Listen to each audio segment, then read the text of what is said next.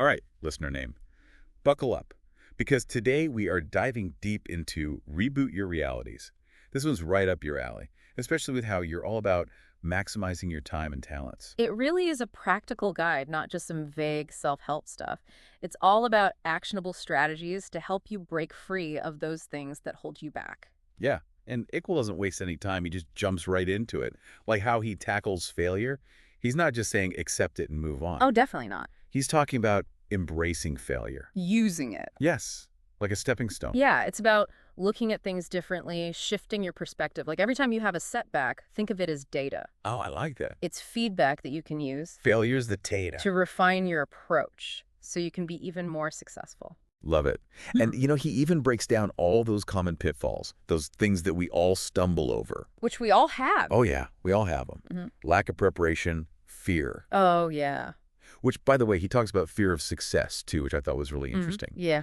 Inconsistency, not sticking with things, losing focus, communication breakdowns, Right. and even just not being clear, like crystal clear, about what we want. It's a pretty comprehensive list, Yeah. and you can see how each one of those things can really derail your progress. But the thing is, he doesn't just point them out and that's it. He digs a little deeper, He looks at the why. Like, why do we fear success? Yeah, why? It's not always just about being afraid to succeed. Sometimes it's, well, what if I succeed? What does that mean? More responsibility? Maybe a change in your Oh, lifestyle? for sure. Maybe you're afraid of disappointing other people. Sometimes it's like we're, without realizing it, putting these roadblocks up to our own success. Absolutely. But if you can acknowledge those self-limiting beliefs and really understand where they're coming from, then you can start to reframe them. And that's where that rebooting really begins. And this is where he talks about, like, grit, right? Yes. It's not enough to just start. You have to be able to bounce back when things get tough. You have to be persistent. Have you ever heard that analogy of water dripping on a stone? Yes. Like one single drop, it's not going to do anything. But over time, if that water consistently drips on that stone, it can carve out these incredible formations. Well, And it's that persistent effort, that refusal to give up, that can really shape our realities. I love that analogy, the power of persistence. Now, another thing that really stood out to me was his take on talent. He says talent is everywhere. It's the belief in it that's often missing. It's like, think of a seed. Okay. It has all the potential in the world, but it needs the right conditions to flourish. It needs to be nurtured. But most importantly, it needs belief to truly blossom. Okay, so speaking of setting ourselves up for success, he introduces these two acronyms, TEAM and ELEAP.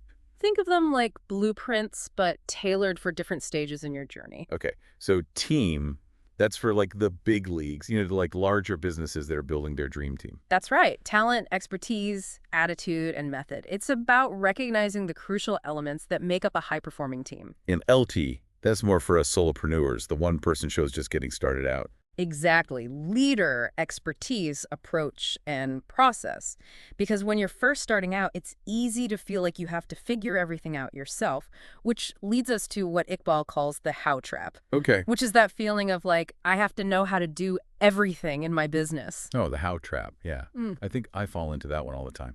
This how trap thing, I feel like I'm constantly falling into it. It's so easy to do, right? It is. It's like, oh, I'm starting an online business, so suddenly I think I need to learn how to code a website from scratch. Yeah, the do-it-yourself pull is strong, for sure. But Iqbal makes a really good point about this, and it comes down to opportunity cost. Okay, opportunity cost. Break that down for me like I am back in like Econ 101. Okay, so every time you say yes to one thing, you're saying no to something else, right? So if you're saying yes to spending the next 3 months learning how to code, Yeah. what are you saying no to? The things that I should be doing to actually like move my business forward, Right. like connecting with clients or like working on my marketing strategy, like the things I'm actually good at. Exactly. And let's be real, somebody who does web development professionally is going to do a way better job than you. Oh, yeah. Way faster, too, most likely. For sure. So if you outsource it, then you can focus on your zone of genius. Work smarter, not harder. Right. Exactly. Sometimes the smartest thing you could do is like recognize when to bring in the experts.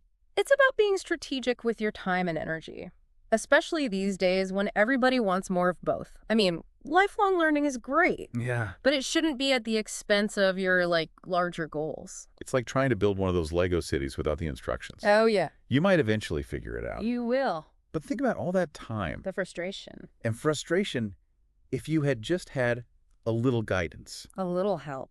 And speaking of guidance, this brings us to one of, I think, the coolest concepts in the book, Oh, yeah. which is this whole idea of being a contractor of your own life. I love that analogy. What does that even mean? When you think about a contractor for building a house, they're not good at every single trade. They don't have to be. Right. They don't have to be the electrician, the plumber, and the roofer all in one. Right, right. But they see the big picture. Yes. And they know how to assemble the right team to make that vision a reality. That's their superpower. Exa- So you're saying instead of getting bogged down in the how-to of every little thing, Right. we should be focusing on like the big picture vision and then delegating those specialized tasks to the people who are actually good at them. Exactly. I like it.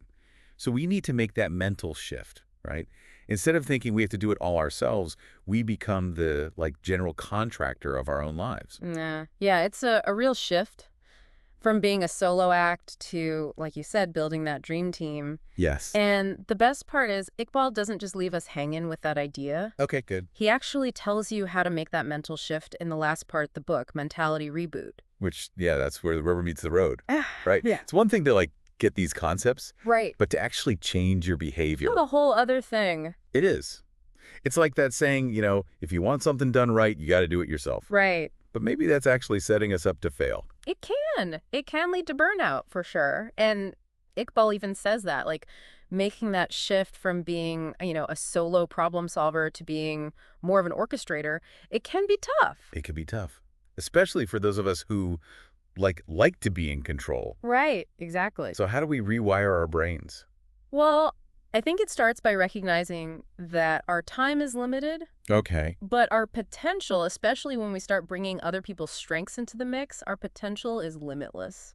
I do love how he ends the book, though, because he's like, start the reboot in your mind and remember, I believe in you. He does. It's great. It's like, yeah, like a pep talk from a friend who believes in you, Exactly. even when you don't believe in yourself. And that is so powerful, that belief, that encouragement, it can make all the difference in the world. Totally. So, listener name, as you're going through Reboot Your Realities, we want to challenge you to, like, think about these concepts. Which ones really resonate with you? Are you someone like me who falls into the how trap all the time? What are those self-limiting beliefs that might be holding you back? What's one thing, just one tiny little thing you can do this week to apply just one of these things? Yeah, just one little step. Just one little step. It doesn't have to be huge. Because it's not about, like, it becoming somebody different. No. It's about becoming who you already are. Unlocking that potential. Yes.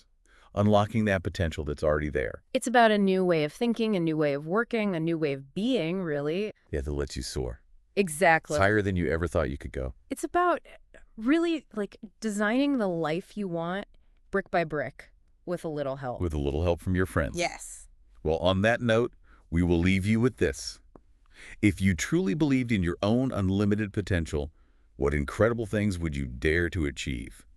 Until next time, keep diving deep and keep rebooting those realities.